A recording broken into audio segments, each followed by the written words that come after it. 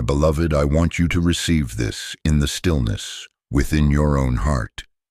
Lay down the rush for just a moment. Let the noise fall back like the tide, and come where the air is clear and your breath can lengthen. I do not come to you with thunder that startles and scatters. I reach you like the first light of dawn that touches your eyelids before you are fully awake. Pause. Breathe. Let your guard come down without fear. My child, I have never left you, not even for a single moment. You have felt it before you could name it. A quiet ache that does not shout, an unexplainable restlessness that follows you even into places that once felt safe, a subtle dread at the thought of returning to what used to be your normal. Your sleep has been technically enough, but not truly restful. Your laughter present, but thinner at the edges. Your strength somehow leaking, even when no one is asking you to lift anything heavy. Do you see? I am not exposing your fragility to shame you. I am awakening your discernment to preserve you. The sensation that brought you here is not the alarm of doom. It is the bell of mercy, rung softly so you will not be frightened from the very help you need. As it is written, be still and know that I am God. Psalm 46:10. Hear me. The discomfort you feel is not proof that you are being destroyed. It is often proof that I am drawing near to restore you, not to hurt you, but to heal you. Not abandonment, but rescue. Not punishment, but mercy. When you feel the ground shifting and your hands loosening around what you once clasped tightly, you are not failing.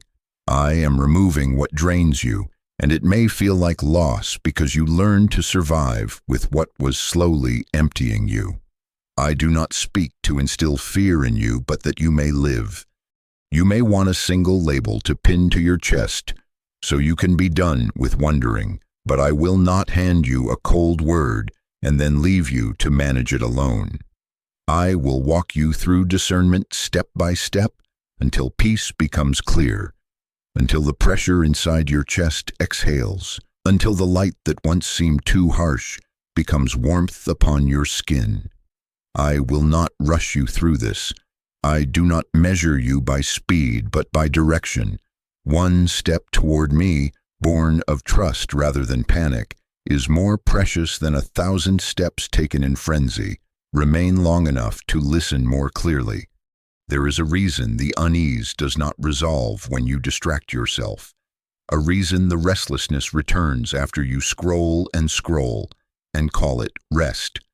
There are truths that can only be discerned when your soul is no longer swept away by the noise of the world. I am bringing your heart to quiet waters, not to deprive you, but to distinguish my voice from every other. As it is written, your word is a lamp to my feet and a light to my path. Psalm 119:105. My light comforts and it corrects. It reveals what nourishes you and exposes what is slowly taking your life. Because light is truthful by nature, it reveals in order to heal. You must know this from the beginning so that shame loses its power. This is not condemnation, nor is it abandonment. I am near you in the tremble. I am gentle with your raw places. I am not upset that you did not recognize the draining sooner. I am glad you are here, willing to be led. My hand upon what you cling to is not a threat. It is the hand of a father who sees a current you cannot see and will not allow you to be swept under it. As it is written, the Lord is my light and my salvation. Whom shall I fear? Psalm 27:1. My beloved, I know the habits you trained yourself to call normal, the conversations after which your soul feels thin, the patterns that promise relief and return you emptier, the rooms where you smile while something in you grows quieter and quieter.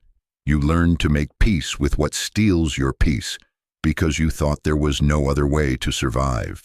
But I am here, and where I am, there is another way. Receive this in the stillness. I am removing what drains you, not to hurt you, but to heal you, because my discipline is mercy. When I restrain, I rescue. When I close a door, I am not diminishing you. I am preserving you for what aligns with the life I placed within you. You will not be left guessing forever. I will illuminate your next right step without crushing you under a list of all steps yet to come. Do not harden your heart against the quiet signals I am giving you. The holy hesitation before you speak, the reluctance to re-enter a space you used to excuse, the small courage to say no where you used to say yes by reflex. Pause. Listen. Let those promptings matter more than the fear of being misunderstood. If you hear my voice today, answer with your breath. I need you. That one sentence is enough light for this hour, as it is written, today, if you hear his voice, do not harden your hearts. Hebrews 3:15. Come nearer, child. Let the accusations of failure fall to the floor. They do not come from me. Let your shoulders drop. I am not asking you to lift all of this by yourself.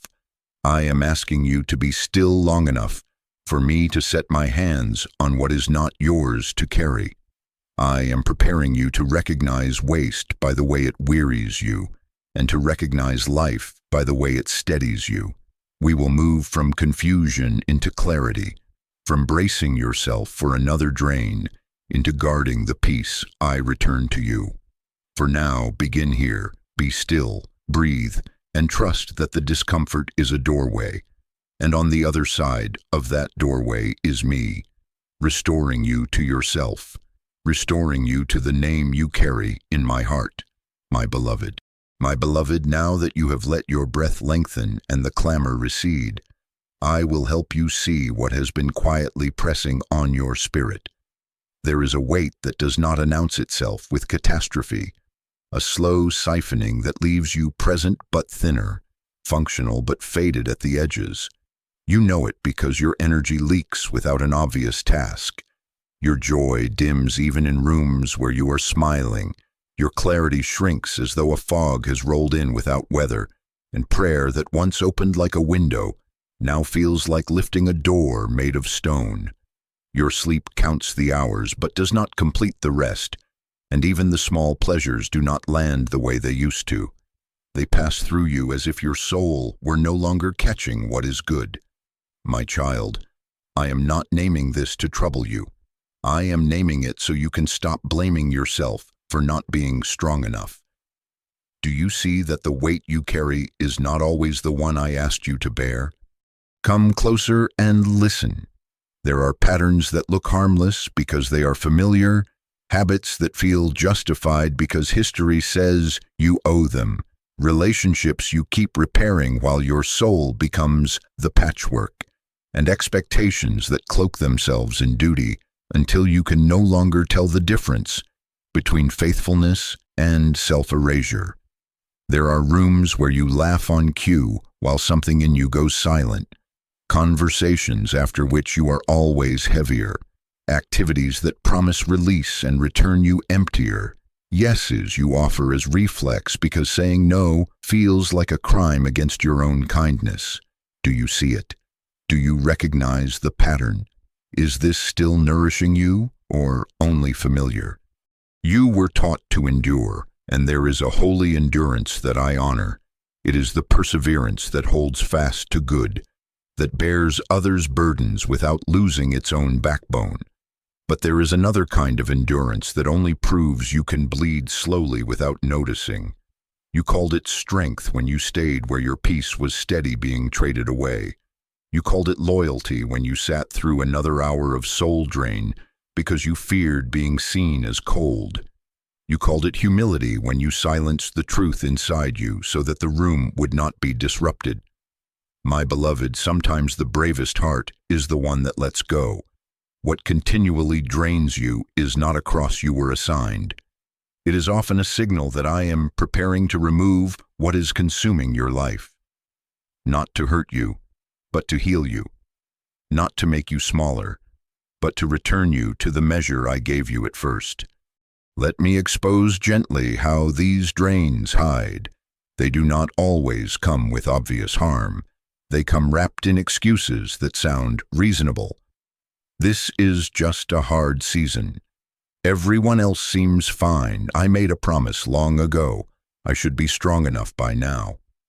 They hide behind the history you share with a person or a place, behind guilt that tells you you are selfish if you rest, behind obligation that calls itself virtue while it devours your inner life, behind the fear that if you stop giving in this way, you will be alone.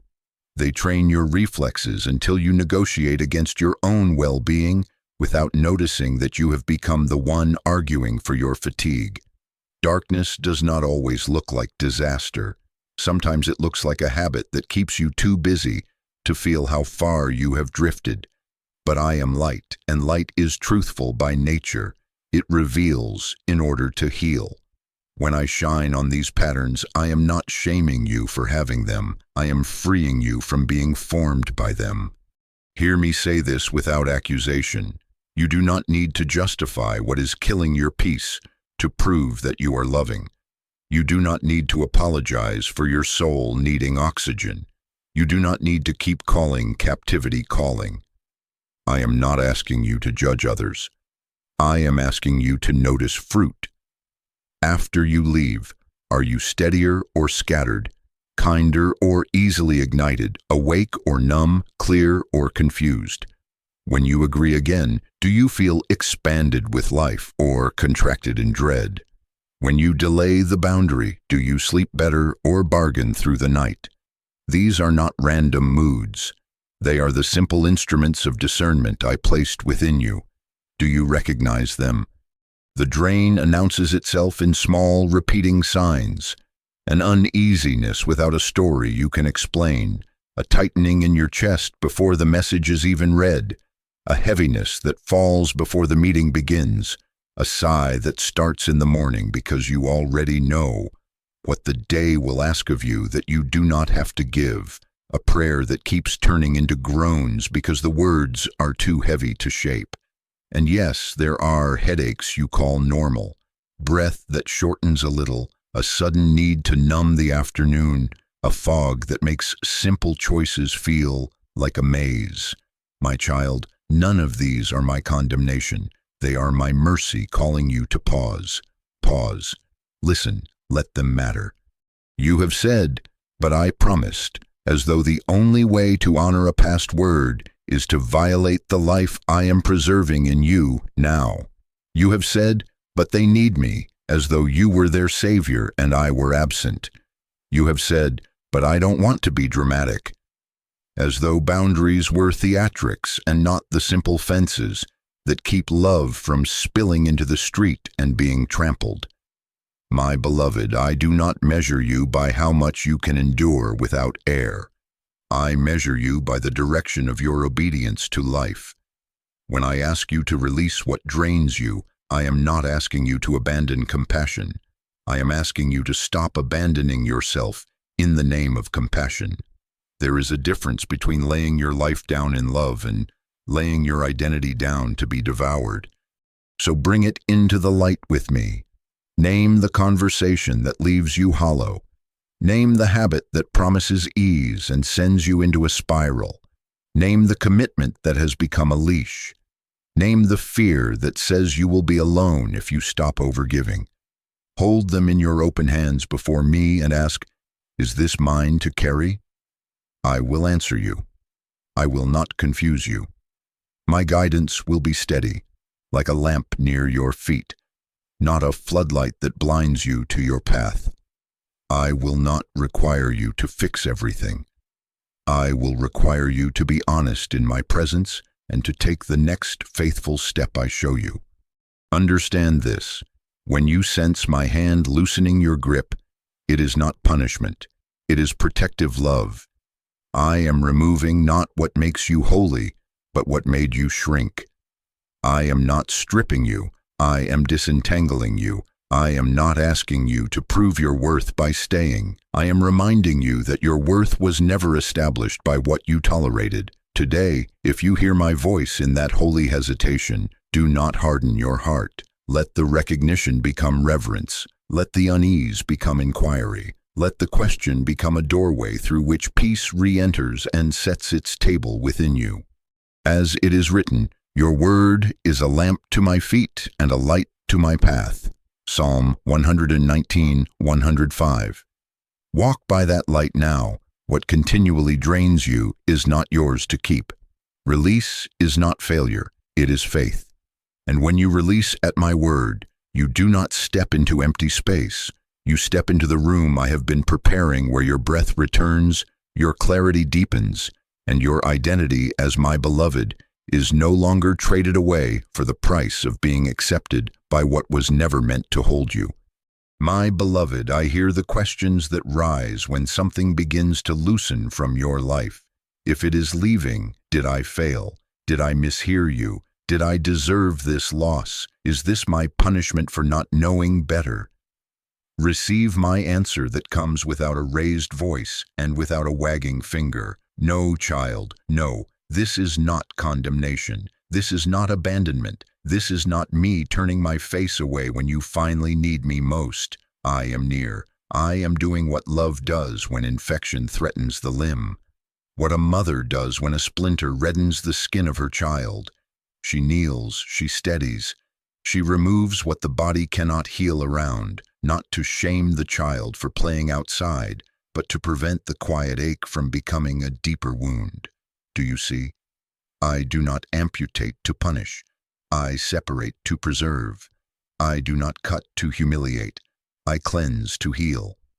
You have learned to associate removal with rebuke because in the world you have lived in, losing something was often the proof you were not enough. But I am not the chorus of old accusations. I am the voice that distinguishes between who you are and what has attached itself to you. I am not subtracting your dignity. I am subtracting the drain. I am not tearing pages from your story. I am closing a chapter that tried to rewrite you without your consent. Not rejection, but redirection. Not loss, but release.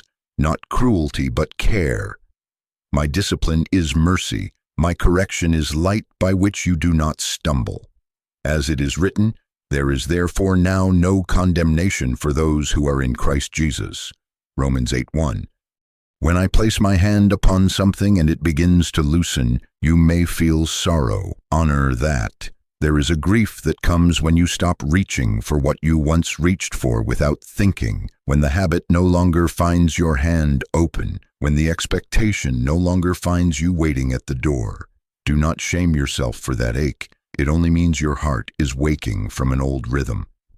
But hear me, grief is a visitor, not a captain. Let it pass through, but do not let it drive. It can sit with you, it can cry with you, but it cannot choose your direction. Peace will be your witness. When you sit quietly after the wave has passed, listen for the steadying beneath the sorrow, the exhale that follows, the gentler beating of your heart, the way your shoulders lower as if an invisible bag has been set down. That is the witness of my peace. And it does not argue in long speeches, it simply remains. As it is written, I will instruct you and teach you in the way you should go. I will counsel you with my loving eye on you. Psalm 32:8. Do not confuse exposure with humiliation. When my light reveals what has been wearing you down, it is not to gather a crowd and point, it is to gather you and heal. I cover even as I cleanse. I restore even as I remove. Think of the vine dresser who sees a shoot that steals strength but bears no fruit. He does not rage at the vine, he tends it. He prunes so that life can move where it was once diverted. Not punishment, but preparation for fruit that would never have appeared if every sap-stealing branch were allowed to remain. As it is written, every branch that does bear fruit he prunes, that it may bear more fruit. John 15:2. I know you fear you misheard me because you stayed as long as you did, but I am not measuring you by how early you named the drain. I am meeting you in the hour you recognized it. I do not measure you by speed, but by direction. One honest turn toward light outruns 1,000 clever defenses. Lift your eyes from the past and hear me say what I have always said over you. You are mine. Before you knew the difference between what nourished and what diminished you, I knew you. Before you confused endurance with erasure, I called you beloved. I am not here to audit your past with a red pen. I am here to guard your future with a steady hand. And what of the voice that hisses? You deserved this. This is your shame. Silence it by the truth I place before you. If condemnation were my intent, I would not have come near with gentle alarms. I would not have warned you with the ache that would not be soothed by distraction. I would not be here now, setting my shoulder under the weight with you. I intervene precisely because I desire your life, your clarity, your calling to rise again. I am jealous over your peace, not because I am fragile, but because I gave it to you as part of your inheritance, and I will not allow it to be bartered away in the marketplace of fear any longer.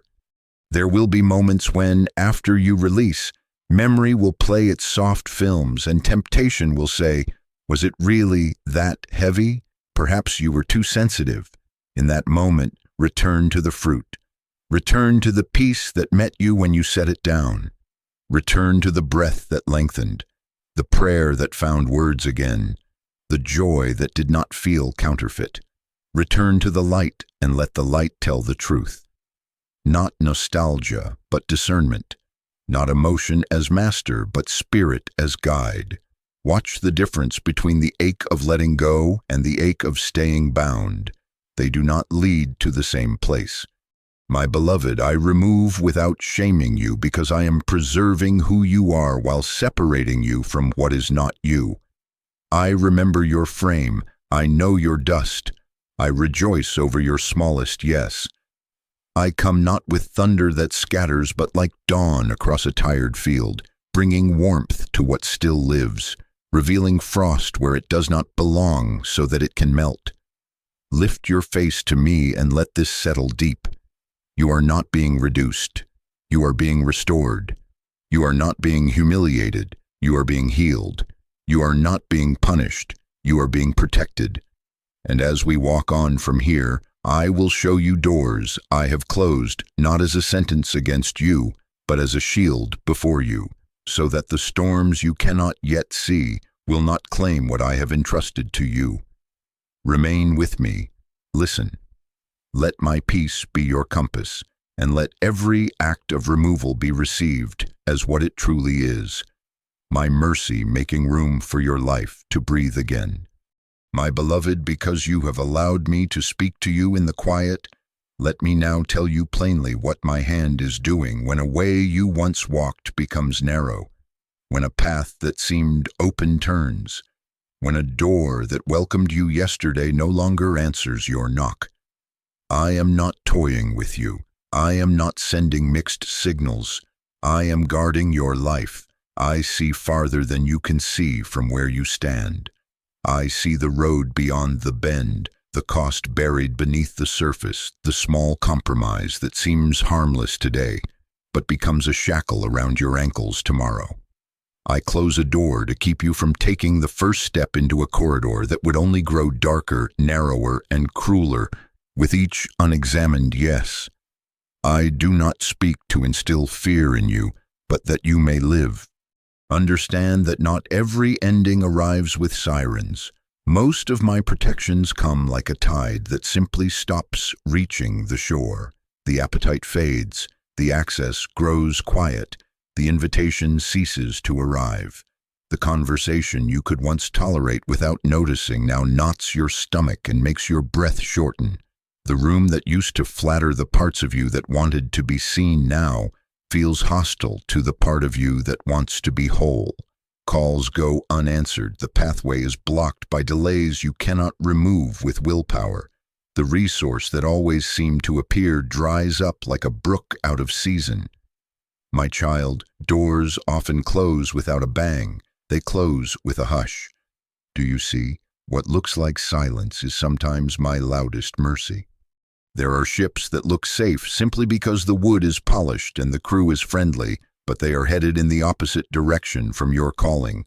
Relationships, environments, habits, and patterns, any of them can become a ship that drifts you from purpose while singing you a soft lullaby of later. You step on board for a reasonable reason. You tell yourself it is only for a short distance, and then the current takes over. Before long, you are further from the shore of your peace than you meant to be. I do not condemn you for boarding. I stand at the dock and call your name, and when you cannot hear me through the wind of your plans, I send a wind stronger than your intention to turn you back to life. Do you remember Jonah? He chose a ship that promised distance from what frightened him. He paid a fare and believed that the cost was manageable, but love would not let him drift into a darkness he could not survive. A storm arose, fierce, uninvited, undeniable, not to destroy him, but to prevent him from going further down the wrong path. Even the sea refused to collude with his escape. The depths became a shelter that felt like a prison, only because he did not yet understand mercy in that form. When he yielded, the shore he was meant to stand upon received him again. This was not blind punishment, but a restraining embrace. Do you see? Interruption was rescue. Closed passage was protection. So when I close a door in your life, when the email thread ends, when the job offer is withdrawn, when the chemistry cools, when the habit no longer numbs the way it once did, when the circle you kept bending to fit begins to release you rather than hold you, do not rush to call it failure. Ask me first, is this your shield? Ask me if I am preventing a storm you cannot yet see. Ask me if I am keeping you from bonding yourself to a story that would require you to betray your peace to sustain it. I will answer you. I am a father who delights to make the way clear for his child. I know you have learned to push, to persist, to prove, to pry at hinges until something yields. But there is a kind of persistence that is holy and a kind that is self-harm wearing a brave face. If you force yourself back through a door I have closed, your knuckles will bleed and your heart will too. You can make a way in your own strength for a little while. You can wedge your shoulder into a space that no longer fits and call it determination. But the cost accumulates quietly. Peace drains, clarity fuzzes, resentment grows under the name of loyalty. The storm I tried to spare you from gathers itself in the distance while you celebrate that you made it work. My beloved, I am not impressed with your ability to survive what I never asked you to enter. I am moved when you trust my restraint, even when your emotions are demanding a yes. Delay will try to negotiate here. It will say, perhaps try one more time, one more message, one more compromise, one more month. Delay wraps itself in softness so that you mistake it for patience. But patience is obedience at peace. Delay is disobedience with good manners. When I close a door, do not hold a vigil in front of it, as though your grief can resurrect what my wisdom has laid to rest. Honor your ache, but do not give it the keys. Turn, even if by slow degrees, and let me lead you to the door I have kept for you. I do not measure you by speed, but by direction. Hear this with tenderness and firmness together. I am not a trickster with shifting moods. I am a shepherd with a rod and a staff. The staff pulls you close when you wander near the edge. The rod thumps the ground to startle the wolf that watches you from the shadows. A closed door is the thump of my rod against the earth between you and what would devour you. You may not have seen the shadow move, but I did. Trust the sound. Stand close to me. If today the access you relied on has grown narrow, if the favor you once rode has paused, if the taste for what once thrilled you now turns to ash in your mouth, come to me without panic. Say with your breath, your will, not mine.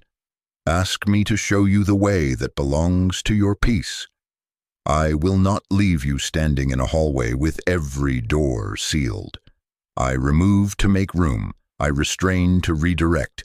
I close what cannot carry you so that what can will not be crowded out. The door I open will fit the shape of the life I am restoring in you.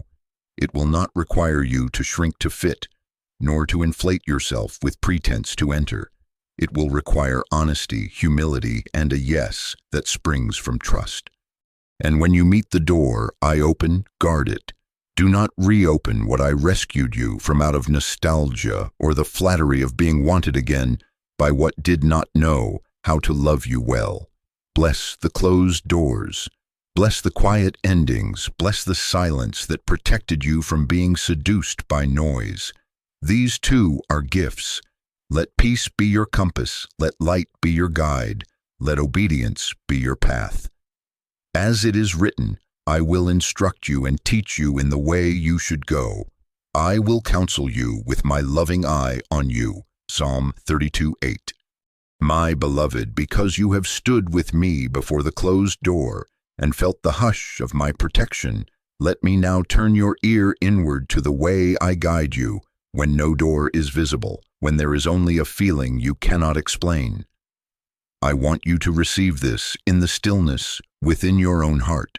The small unease that will not be argued away, the pause that does not ask your permission, the heaviness that descends when you try to move forward as usual, the sudden loss of peace when you force what looks right on paper. These are not betrayals by your own soul. They are the gentle alarms of my mercy. I am the shepherd who guards you from wolves outside, and I am the Father who trains your own senses to recognize what is not safe for your spirit. I do not speak to instill fear in you, but that you may live. There are truths that can only be discerned when your soul is no longer swept away by the noise of the world. Listen to how I lead you. When you reach for the familiar and your breath shortens before your hand closes, when your mind begins to race but your spirit becomes heavy, when a conversation that used to flatter you suddenly makes your chest feel tight before a word is spoken, when after you say yes out of habit, your sleep turns shallow and you wake with bargaining in your mouth. This is not random weather. This is my lamp at your feet, not a spotlight at the horizon. It illumines the next inch, not every mile. It is a restraint that seems small but saves you hours of wandering. It is the tug of a seatbelt just as the car lurches, the hand at your shoulder as you step too near the edge, the thump of my rod in the earth beside you, except this time the rod strikes within your conscience and says, stop here. The world that has trained you demands speed. It rewards those who keep the music loud and the engine revved, who choose momentum even when direction is unclear. But my spirit invites stillness, not slowness as a performance, but an inner quiet that lets you tell the difference between appetite and wisdom, between pressure and peace. Truth is clearer when the soul is not being hurried through an intersection by horns and headlights. If you cannot hear me, it is not because I am far. It is often because the noise has been given authority to interpret your life for you. I do not come to you with thunder to outshout your distractions. I reach you like the first light of dawn that requires only that you look and remain. Remain long enough to listen more clearly. You have called these alarms by other names to dismiss them. You called it anxiety because you could not provide a reason that sounded respectable. You called it mood because the room expected your smile. You called it overthinking because you had already promised, already posted, already planned. But notice the pattern. The unease is not everywhere. It meets you at the same doors, in the same corridors, with the same people and practices that keep asking you to barter your peace for belonging. It does not rise when you step toward what nourishes you. It rises when you return to what drains you. Do you see? The pattern itself is speaking. Learn the difference between fear and my warning. Fear is frantic, shoving, loud. It makes you smaller and suspicious of everyone and everything all at once. My warning is steady and specific. It sets a boundary around a place, a time, a decision, and it does not need to shout because it carries authority. After you step back in obedience to that quiet no, peace returns like a witness and sits beside you without long speeches. After you push through in defiance of that no, the peace departs and you begin to manage yourself, numbing, rationalizing, performing. Let peace umpire your choices. Let it call safe and not safe. As it is written, let the peace of Christ rule in your hearts. Let it rule, not audition. Colossians 3:15. Here is how to practice when the alarm sounds. Pause. Do not add more noise to outrun what is asking you to stop. Listen. Let the unease have a full sentence instead of interrupting it with busyness. Remain long enough to hear what you keep outrunning. Ask me simple questions you can actually obey in the next hour. Is this safe for my spirit? Is this mine to carry today? Does this require me to betray the boundary I just established with you? Is this pulling me toward light or asking me to hide? I will answer with steadiness, not confusion. My child, I am not trying to trap you in analysis. I am teaching you to recognize me. If you wonder whether you are simply becoming avoidant or delicate, check the fruit. When you honor the pause I give, does your breath lengthen? Does your prayer regain language? Does your kindness toward others become easier because you are no longer inflamed within? When you override the pause, do you become irritable, easily offended, numb but restless, generous with your time but bankrupt in your joy? These are not moral grades, they are gauges on the dashboard I placed in you for the journey. Nothing kept in darkness remains without shaping you. Nothing brought into my light remains without healing you. Light is truthful by nature. It reveals in order to heal. Do not be afraid to disappoint what expects you to ignore this alarm. Those who love you within my way will celebrate the return of your steadiness. Those who benefit from your boundaryless yes will call you difficult. Stand with me anyway. You are not being dramatic. You are being delivered from a pace and a pattern that trained you to betray yourself to avoid a moment of awkwardness. You are not being fragile. You are becoming faithful to the life I am restoring in you. Obedience in a whisper-toned moment can spare you a shout-toned storm later. Return with me then to the quiet. Place your hand upon your heart if it helps you attend, and say, I am listening. Say, your will, not mine. Let the room's demands wait while you confirm your direction. I do not measure you by speed, but by direction.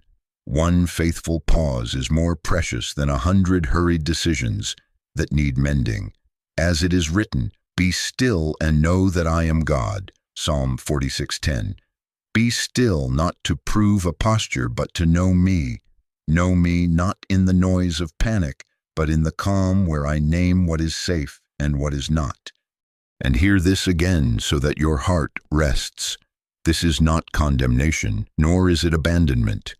The unease you cannot explain is often the quiet signal that I am separating you from what is not safe for your spirit.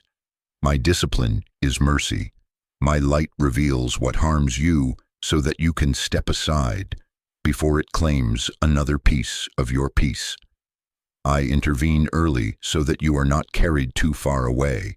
Walk with me in this learned slowness, this alert gentleness, and you will find that the alarms grow clearer, the path steadier, and your identity as my beloved no longer negotiated away in the din of other voices. Pause, listen, remain, then rise and continue, calm, guarded, and at peace. My beloved, now that you have learned to notice the quiet alarm within you, let me speak to you about an enemy that rarely raises its voice, yet binds with astonishing strength. Delay does not arrive like a thief crashing a window. It sits down like a friend who says, rest a moment. No need to decide now. Later will do. It wears the clothing of reason. It borrows the cadence of self-care. It quotes your calendar back to you as proof that obedience can be scheduled. It does not say never. It only says not now. And by that softness, it persuades you to keep one hand on what I am asking you to release. My child, I do not speak to shame you. I speak to reveal the snare you have been taught to call comfort. Notice how delay whispers at the precise doorway where your peace began to return. It tells you that one more conversation will bring closure. One more visit will quiet the ache. One more compromise will keep the peace with others while you prepare to obey me later. It offers bargains. Wait until the season changes. Wait until you feel stronger. Wait until it hurts less. Yet time does not heal attachments that are fed. Time only normalizes them. The longer you remain, the more your discernment dulls. The more the drain feels like just how things are, the more joy becomes a memory you admire instead of a presence you live within.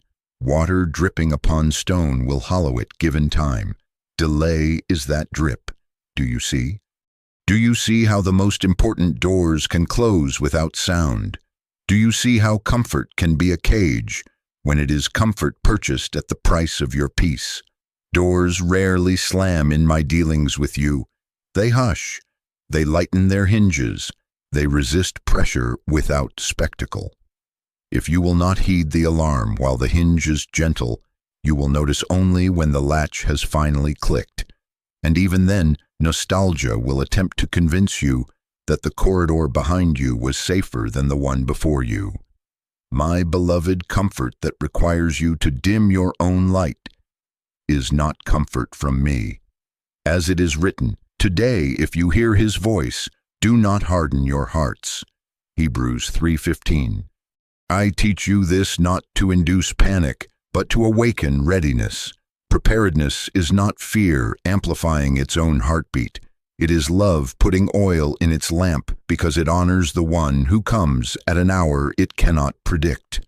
Remember the 10 virgins. All 10 were waiting. All 10 had lamps. All 10 grew drowsy and slept. But when the announcement came, behold the bridegroom. Only those who had honored the unseen hour with present obedience had oil to meet him. The others went to secure later what love had invited them to gather now, and while they busied themselves with belated preparation, the door opened and then it was shut. Missing the moment was not a sentence passed in anger. It was simply the fruit of delay dressed as prudence. Watch therefore, for you know neither the day nor the hour. Matthew 25:13. You say, but I am not refusing you. I am only buying time. Hear me with tenderness and firmness. What I am removing cannot be healed while you keep negotiating with later. You cannot bind your heart to what drains you and ask me to fill you without spill. You cannot cling with one hand and receive with the other without being torn in the middle. The wound remains open while you stand in the doorway, bargaining. Healing begins when your feet choose a side and your hands release. Obedience begins in the present, not as a dramatic performance, but as a quiet, decisive turn toward light. Delay flatters you by appealing to your desire to be thoughtful, thorough, considerate of everyone's expectations. It says, you are being kind, while it trains you to be cruel to your own soul. It says, you owe them this, while it sneaks a lien against your future. It promises you will feel more ready tomorrow, but readiness grows from obedience, not the other way around. The oil is gathered by small todays.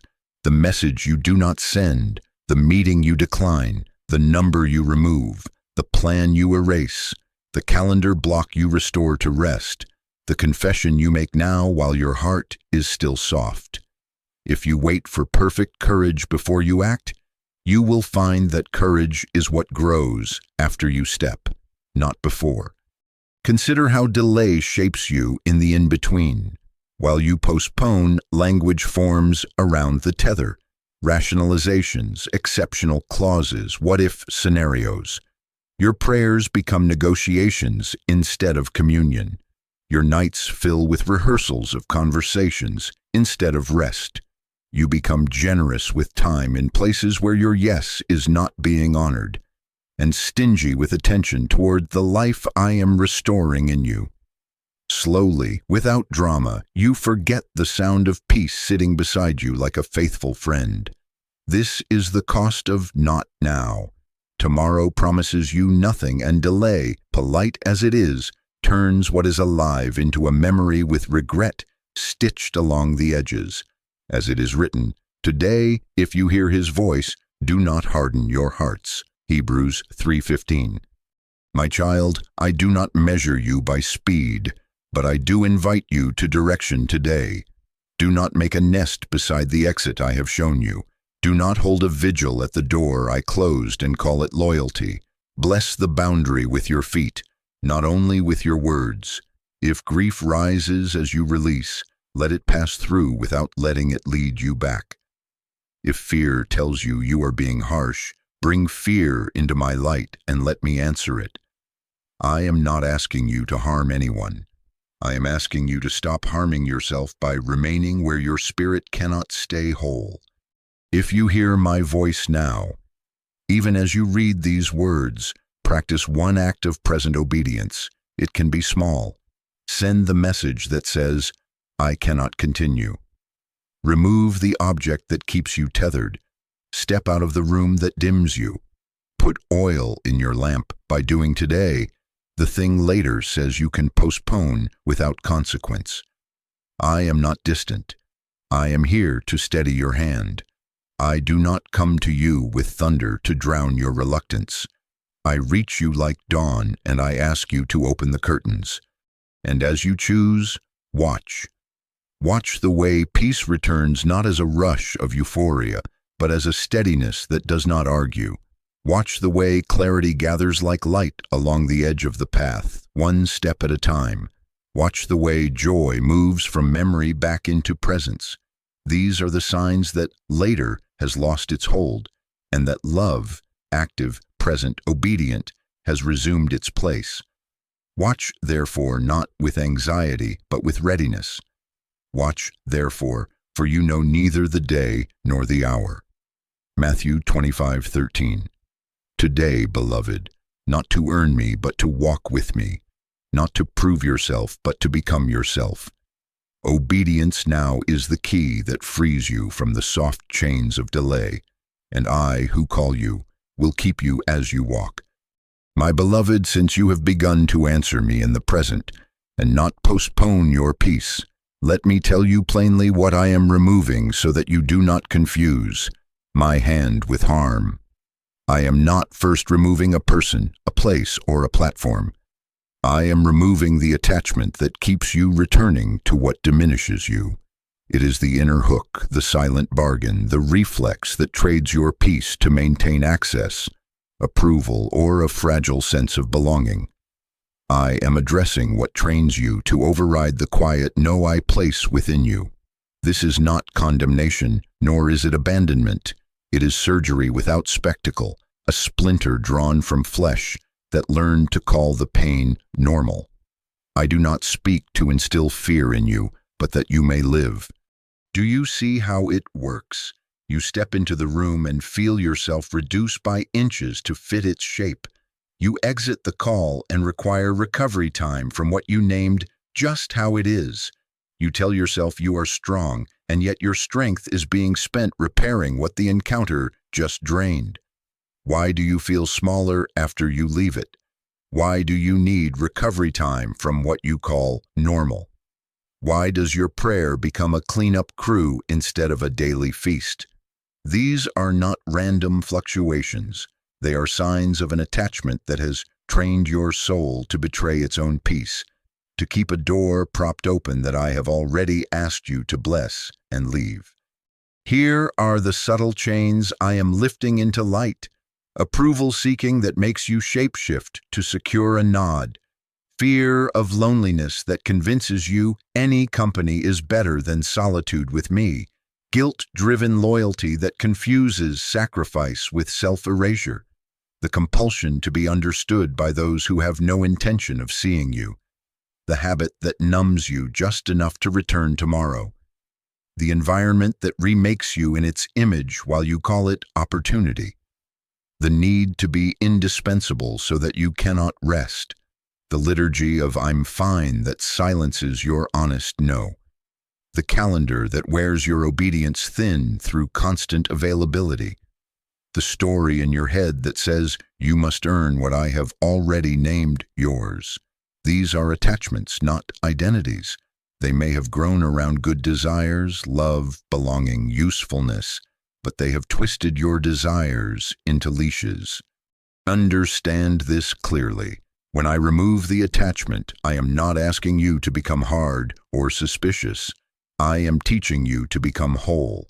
I am not making you loveless. I am making you free to love without bargaining away your peace. Some of the people and places may remain in your life, but they will lose their power to shape you against your soul. Others will pass from your hands without ceremony, and that too will be mercy. I am unhooking the barb that has kept you circling the same pond and calling it loyalty. When the barb is removed, you will stop bleeding even if the landscape does not change overnight. I do not measure you by speed, but by direction. Light is entering now, not to humiliate you, but to heal you. What remains unaddressed in darkness grows roots. What is brought into light loses its leverage. You have hidden the flinch you feel when your name is spoken with that tone. You have hidden the bargain you make when you say yes because you fear the cost of no. You have hidden the dull ache after the scroll, the spend of your heart after the meeting, the gray that settles after the performance. Bring them into my light. Exposure is not a stage with you under a harsh lamp while others judge. Exposure is the sunrise that lets you see the thorn so we can remove it together. As it is written, "The Lord is my light and my salvation. Whom shall I fear?" Psalm 27:1. If I am your light, why fear what that light reveals, if the one who reveals is also the one who heals? Ask yourself with me beside you, what am I chasing when I abandon the boundary we just set? What do I think I will lose if I let this access go? Where did I first learn that love requires me to disappear? Whose voice am I trying to outshout with my accomplishment? Why do I only feel relief when everyone else is settled, while I remain empty? Do you see? The attachment is not the person. It is the pattern that says, you must abandon yourself to be safe. I am severing that lie. I am teaching you to recognize the difference between my call to lay your life down in love and the world's demand that you lay your peace down in fear. One is a seed that dies and bears much fruit. The other is a theft that leaves you hollow. Receive this then as mercy at work. When the appetite fades for attention that used to thrill you, it is not depression, it is detox. When your tongue grows heavy before you volunteer again, it is not laziness, it is the reclamation of your yes. When you cannot tolerate the same old flattery without feeling its weight, it is not ingratitude, it is discernment waking. When the meeting that required you to perform now leaves you empty, it is not a failure in you.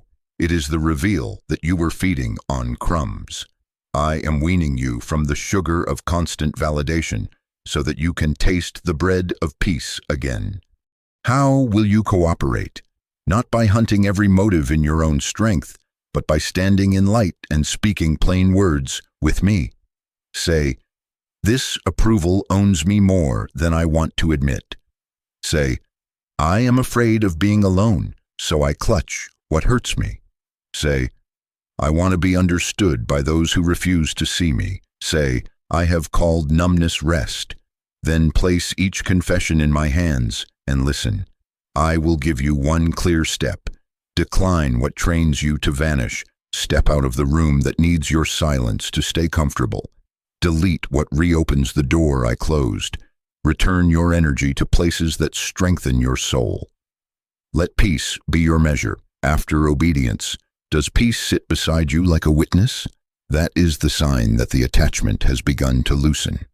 Remember who you are as this work goes on.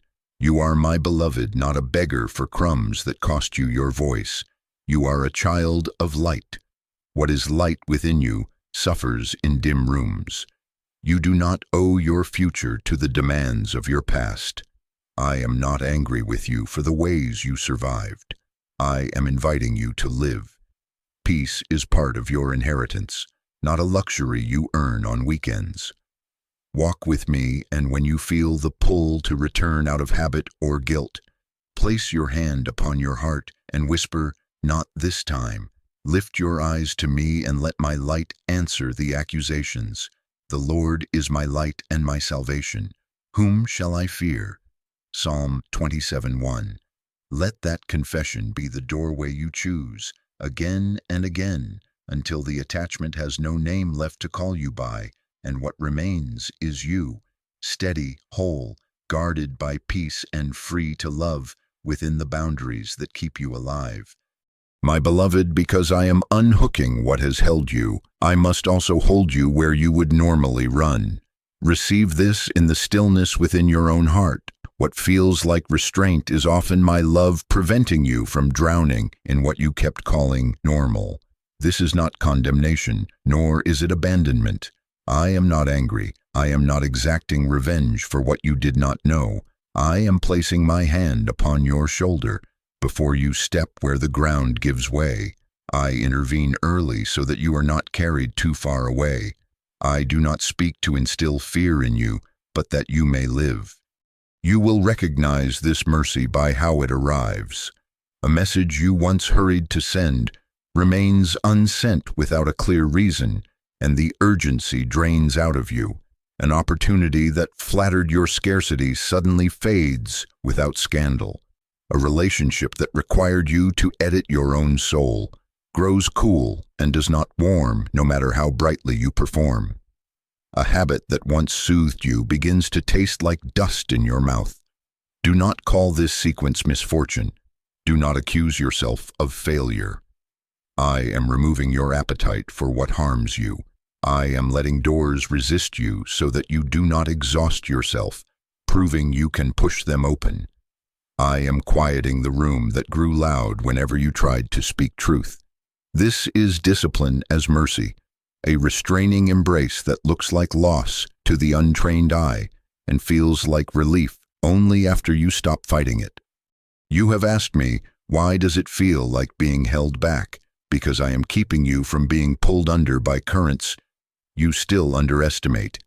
Consider Peter. At my word, he stepped out upon water that could not hold him, and he walked because his trust was fixed upon me. But when his attention shifted to the wind and the waves, the visible, the loud, the urgent, fear entered, and he began to sink. Notice what I did. I did not let him learn at the bottom. I reached for him at once. My hand was correction and rescue at the same time. He felt the firmness of my grip and the firmness of my words.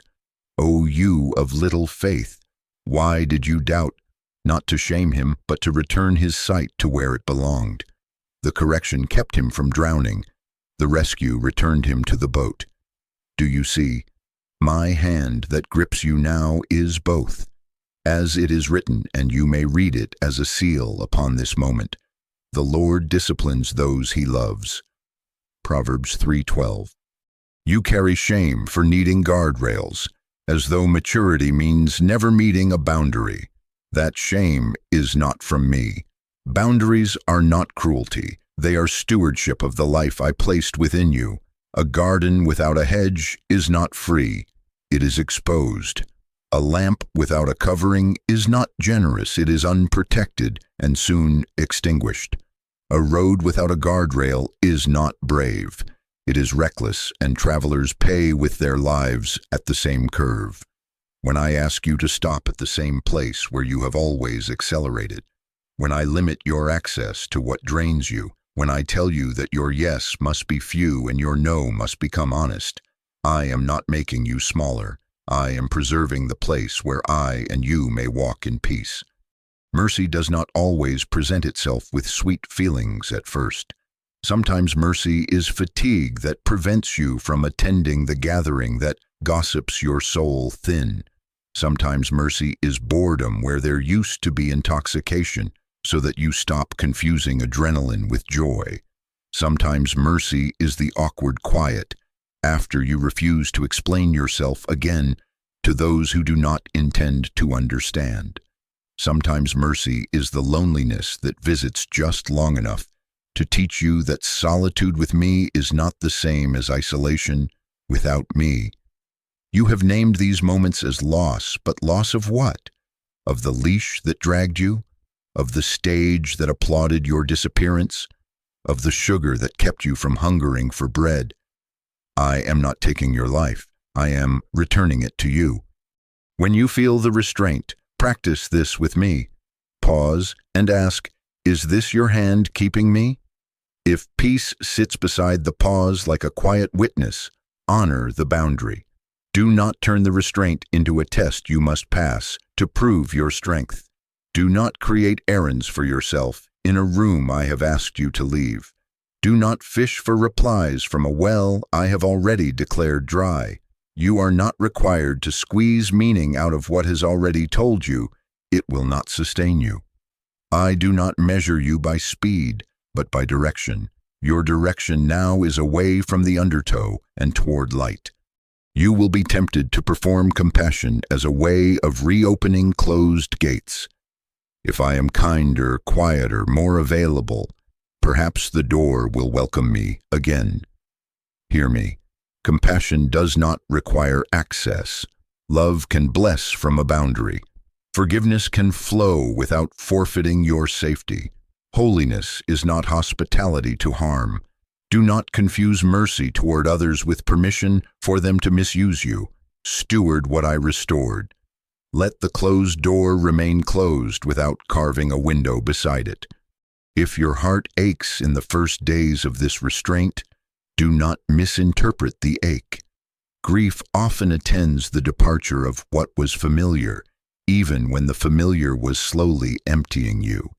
Let the sorrow pass through. Do not hand it the keys. Bring your ache into my light and say, hold me here, and I will. I am not indifferent to your tears. I count them, I redeem them, and I teach you through them to love what loves you back toward me. And as you remain, watch the fruit of mercy unfold. Breath will come easier where panic used to live.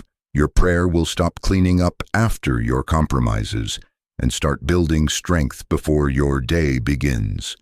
Joy will return not as a spectacle, but as a steady flame.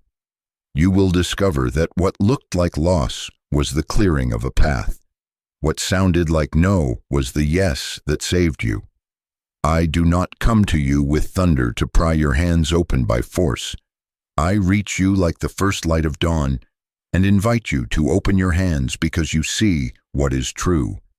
Receive my restraint as love. Stand within it without shame.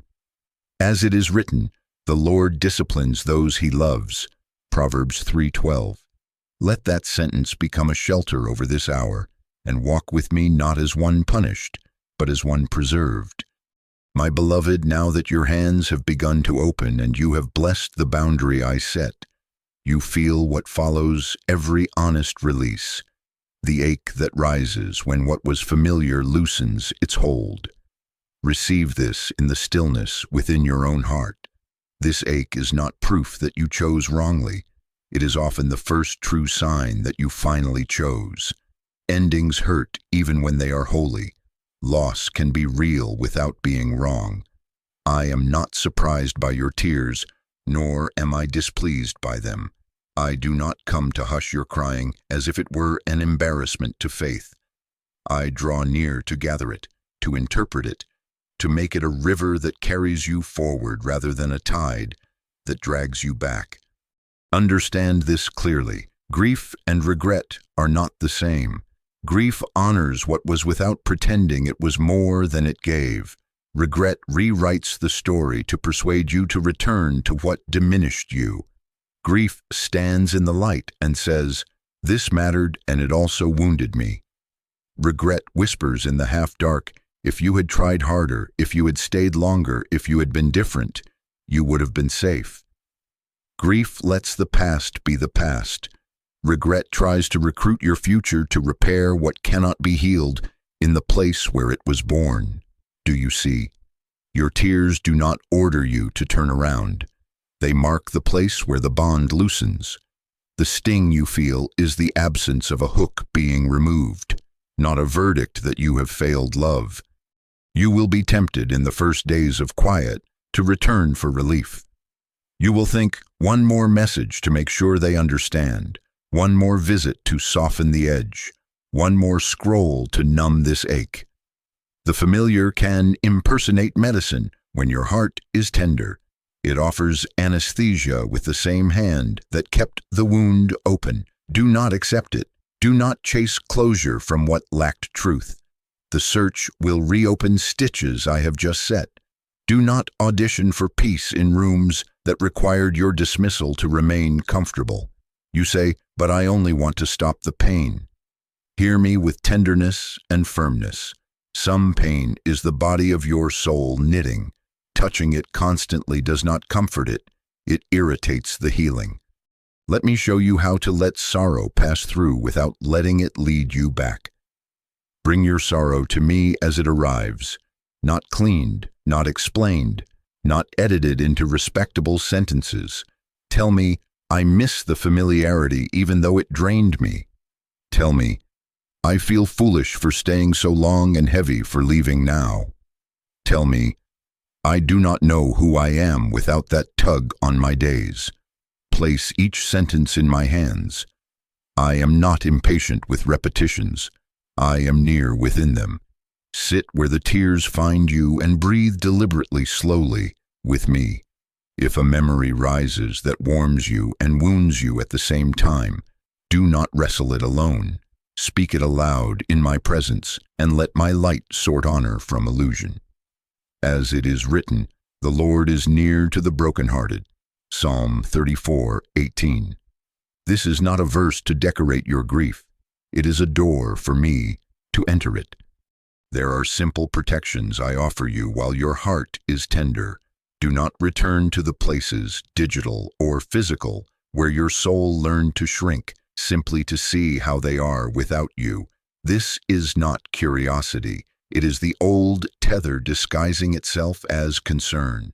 Do not keep relics that sponsor rehearsals of conversations you are no longer called to have.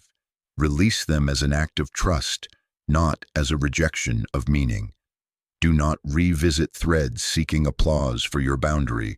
Those who required your vanishing do not bless your appearing. And when a scent, a song, a time of day invites you back into old rooms within your imagination, choose a small counter-practice with me. Change your posture, step into fresh air, read one line of truth, say one honest prayer, hold me here. Small obediences are strong medicine.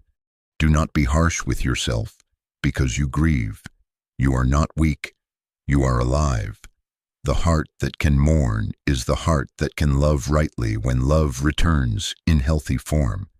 Blessed are those who mourn, not because loss is celebrated, but because it makes room for comfort to take up residence. Your weeping is not a leak to be plugged. It is water on newly cleared ground. You thought tears would drown you. In truth, they soften the soil where restoration will root. The numbness that used to protect you kept you from despair, but it also kept you from joy. I am not asking you to choose despair. I am teaching you to let true comfort find you where you would normally sedate yourself with old patterns. When you feel sorrow insisting on an errand, explain again, defend again, apologize again for needing peace. Pause. Ask, is this leading me to life or back to a drain? If peace does not sit beside the impulse like a witness, do not go. If the pull comes at night when your thoughts are loud, do not make covenants with darkness. Wait for morning light and let your yes and no be decided in clarity, not in ache. If others interpret your boundary as rejection, Entrust their disappointment to me and remain where I placed you. Your compassion is not measured by your willingness to be injured. Your holiness is not proven by your capacity to endure what erases you. Grief will visit in waves. Some days will feel like sunlight on skin you forgot could feel warmth. Other days the air will seem thinner and your chest heavier.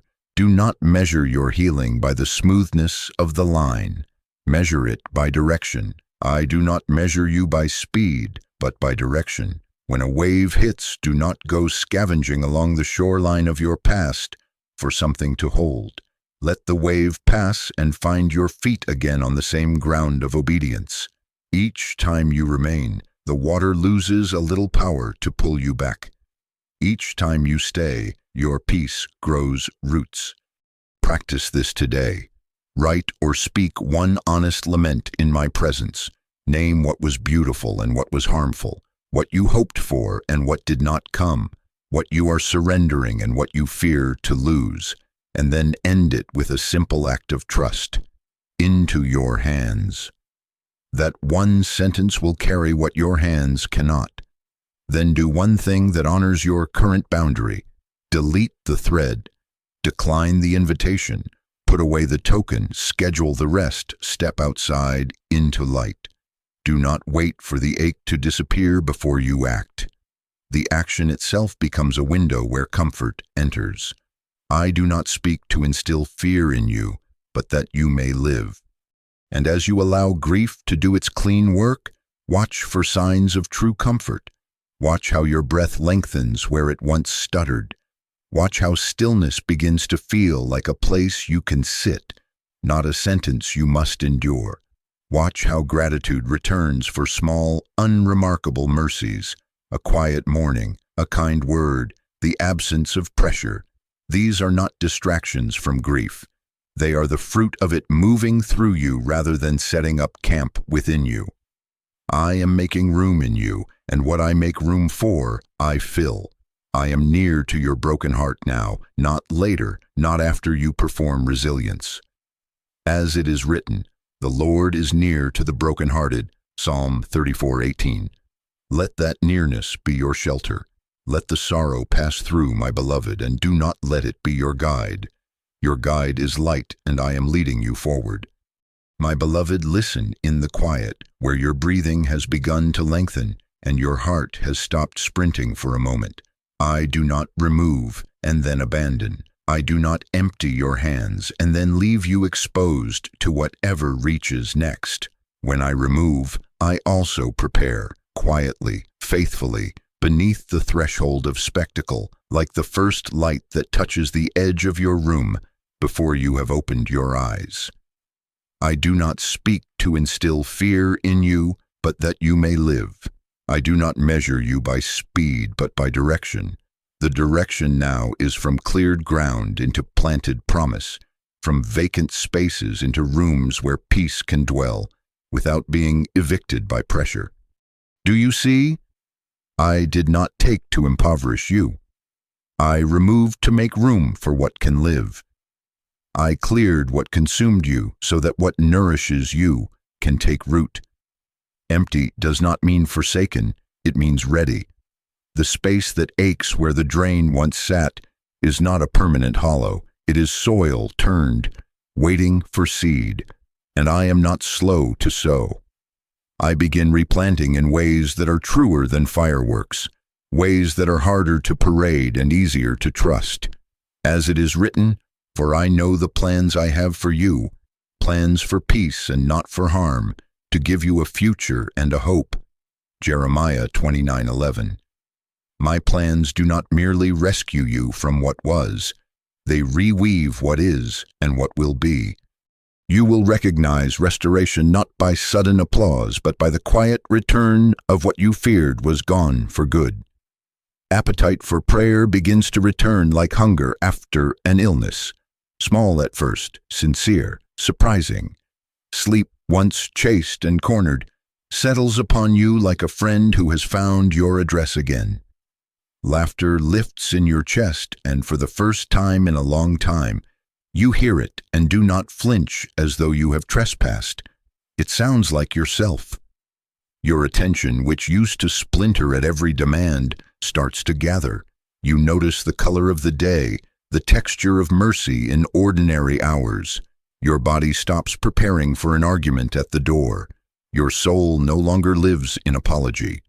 Restoration is the dawning of holy fruit, and I teach you to recognize it so that the old hunger does not trick you back.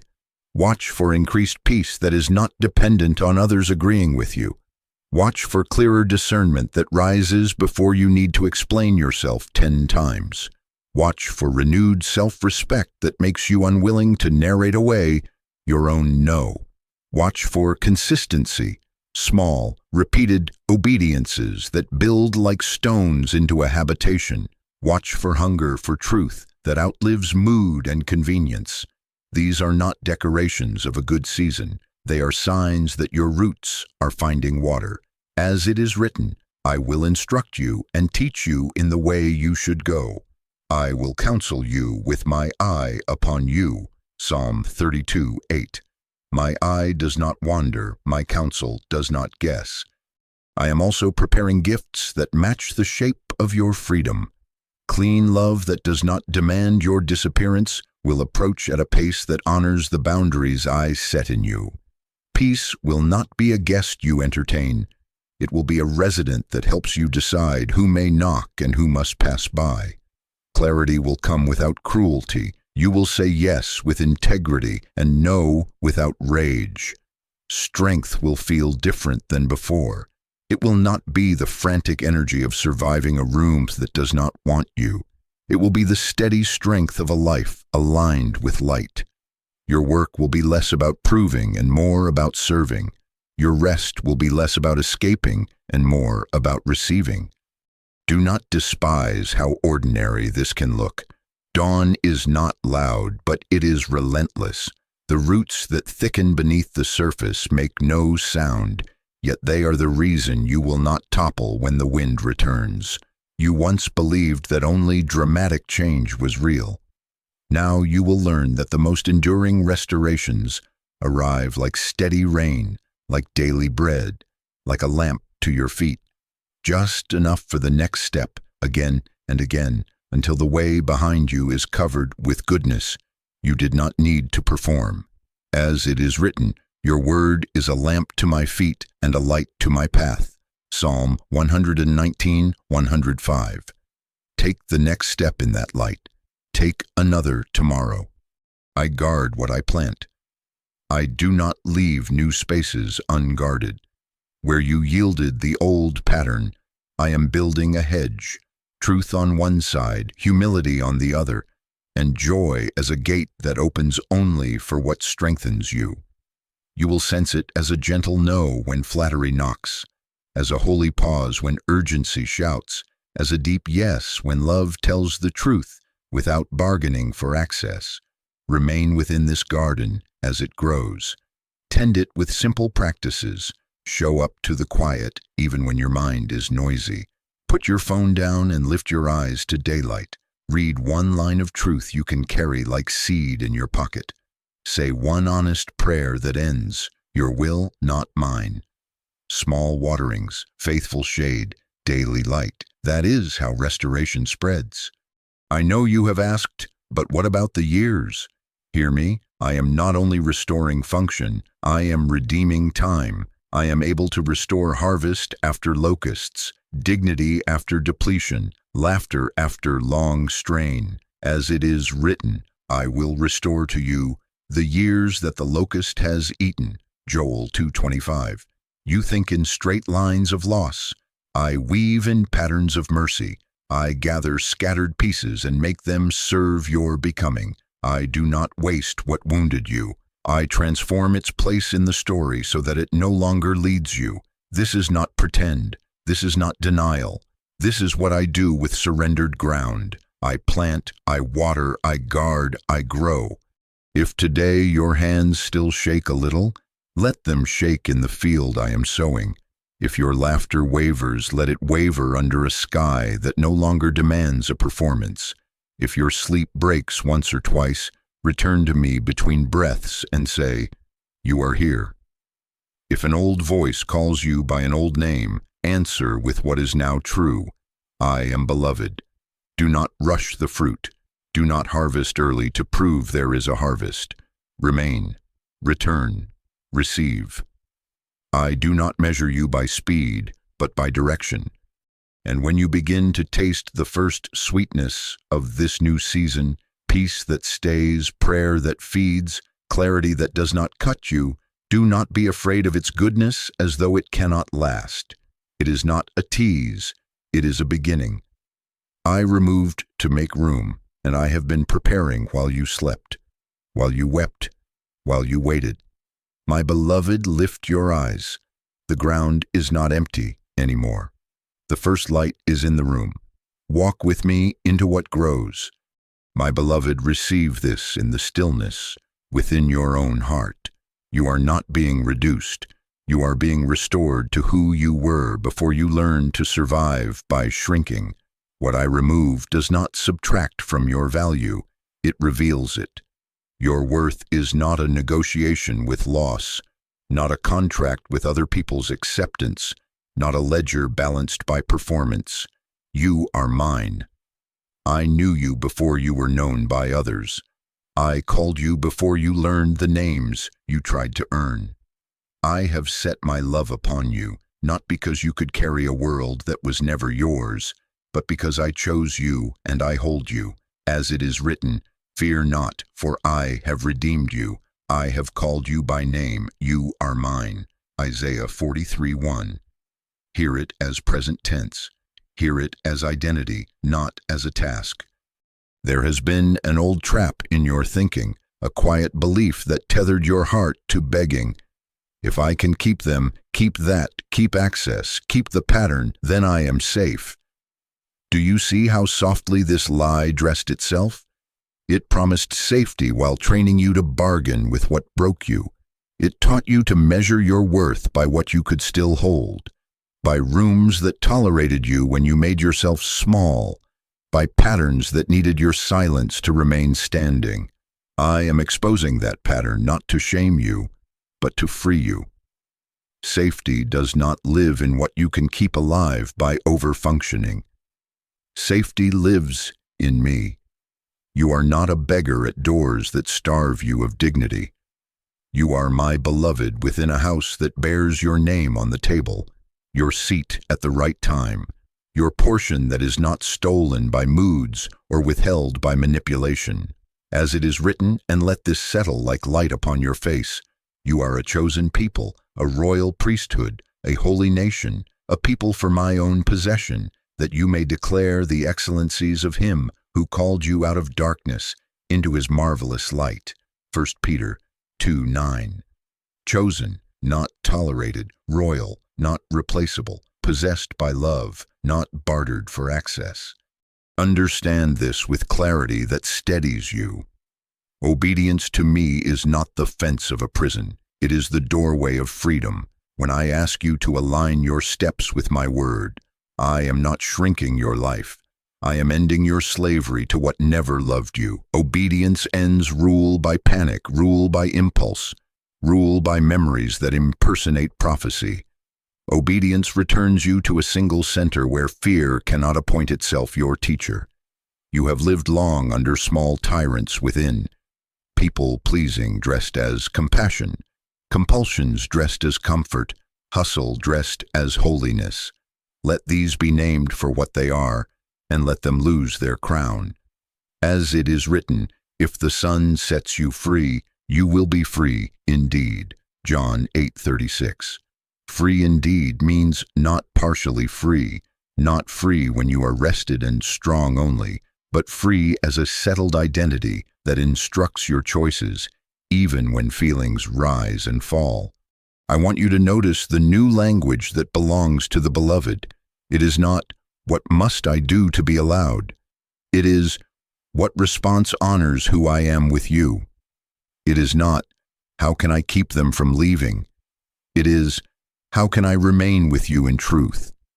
It is not, how do I earn rest? It is, how do I receive the rest that is already given? This language is not arrogance. It is alignment. It does not trample others. It refuses to trample you. Freedom does not make you hard, it makes you whole. It does not silence tenderness, it unhooks it from performance. It does not erase sacrifice, it sanctifies it so that giving is not a reenactment of your disappearance. Let me place a seal upon this moment with my word that does not bend to your past. You did not receive the spirit of slavery to fall back into fear, but you received the spirit of adoption by whom we cry, Abba, Father. Romans 8:15. Adoption is not a metaphor for occasional comfort. It is the structure of your new life. You are a son, you are a daughter, not a servant trying to secure your place each morning. Return to me as such. Lift your chin. Let your shoulders drop the weight of pretending. Stand within light that does not humiliate what it exposes but heals it. No darkness is stronger than truth. No label placed upon you by pain outranks the name I have given you. Practice this identity now in a sentence that opens the door. Say with me, I need you. Do not perform it. Do not rush it. Let each word breathe. I, your real self, not the role. Need depend not as failure but as wisdom. You, not an idea, but the one who is present. One sentence can reorder a day. One honest confession can break the bargaining that kept you circling. Say it when you wake, when you are tempted to beg for crumbs again, when an old pressure calls you by an old name. This is how belovedness sounds in the present tense. From this place, your no will stop sounding like fear and start sounding like stewardship. Your yes will stop sounding like desperation and start sounding like clarity. You will stop auditioning for rooms that require your silence because you know where your voice is wanted. In my presence, in assignments I give, in relationships that do not demand receipts for your worth. You will bless others from fullness instead of from famine. You will comfort without confusing compassion with collapse. You will serve without selling yourself to be seen. I do not measure you by speed but by direction. One step away from negotiation with harm is more precious than 1,000 steps taken to keep false peace intact. Walk as one reclaimed. Let your memory of shrinking become a testimony, not a template. When accusation rises, who do you think you are to make these choices? Answer with light, not with rage. I am beloved. When confusion returns, are you certain you can live without that approval? Answer with alignment. I am not living without, I am living within. Within the one who holds me. As it is written, you are a chosen people, my own possession. 1 Peter 2:9. And as it is written, if the Son sets you free, you will be free indeed. John 8:36. Let these two sentences bookend your day until they become your reflex. Beloved, you are not a beggar for what breaks you. You are mine. Stand in that name, speak that need, breathe within that freedom, and as you do, watch how peace ceases to be a visitor and becomes your address. My beloved, receive this in the stillness within your own heart. Now that you have remembered who you are with me, it is time to walk forward without fear. Identity must become practice, or it will be stolen by habits that pretend to be humble but only keep you bound. Boundaries are not walls of suspicion, they are altars of worship. Each no to the cycle that required your disappearance is a yes to the life I have placed within you. Choosing peace is not self-indulgence. It is obedience to what I have restored. Guard what I healed. Refuse to reopen what I rescued you from. Understand what this means in your day-to-day steps. You will not negotiate with drains to prove you are kind. You will not buy peace with your silence where truth must be spoken. You will not place your heart under the management of moods that once trained you to apologize for being present. You will notice when urgency presses against you like a crowd, and you will step back into the pace of light.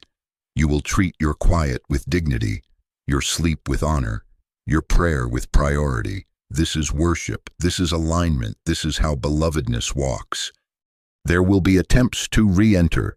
Do not be surprised. Be watchful. Nostalgia will bring a soft light around old memories and whisper, "It was not that bad. You were happy sometimes." Loneliness will volunteer as a counselor and say, "Any company is better than this quiet." Apology without change will knock at your door and offer, "I see it now," while keeping the same map to the same destination. Familiarity will stand at the edge of your threshold with a smile and no luggage, promising it will only stay for a night. Delay will trail behind them all, soothing, "You can decide tomorrow. You are tired. Why make it complicated now?" Hear me. These are not neutral visitors. They are recruiters for the old kingdom that drained you. Do not entertain them. Do not give them your couch for an evening. They will ask for your bed by morning. Watch therefore, for you know neither the day nor the hour. Matthew 25:13. I give you a simple test, a lamp for your feet when options multiply. If keeping it requires you to lose your peace, it is not from me. If remaining in it demands the betrayal of what I have clarified in you, it is not your assignment. If it grows you in truth, truth that humbles, strengthens, and sets you free, it is safe to build upon. If it honors the boundaries we set together and does not demand the collapse of your dignity, to remain access granted, it is aligned with light. Peace here is not the absence of conflict at any cost. It is the fruit of alignment, clean, breathable, repeatable, in my presence. As it is written, above all else, guard your heart, for everything you do flows from it. Proverbs 4:23. Guarding is not paranoia, it is stewardship of the spring. Guarding is love for the life I placed within you, and love for those who will drink from your overflow. Let your guarding look like simple, steady choices. Keep the door closed where I closed it. Do not peek through the keyhole for a thrill of old familiarity. Keep rhythms that remind your body and mind that safety is not random. Morning light, one honest prayer before your day begins, one line of truth you can carry, a pause at midday to ask, where is my peace? What has tried to hire me to perform? Keep your yes small and clean. Keep your no kind and unmoved. Do not explain your boundaries to those who benefit from their removal. Explain them to me and to those who help you keep them. Release quick replies where manipulation hunts in urgency. Take time. Where flattery arrives, test it with patience. Where guilt arrives, test it with truth. Where fear arrives, test it with my presence. You may say, but what if my heart softens again? My beloved, compassion does not require your collapse. I taught you tenderness.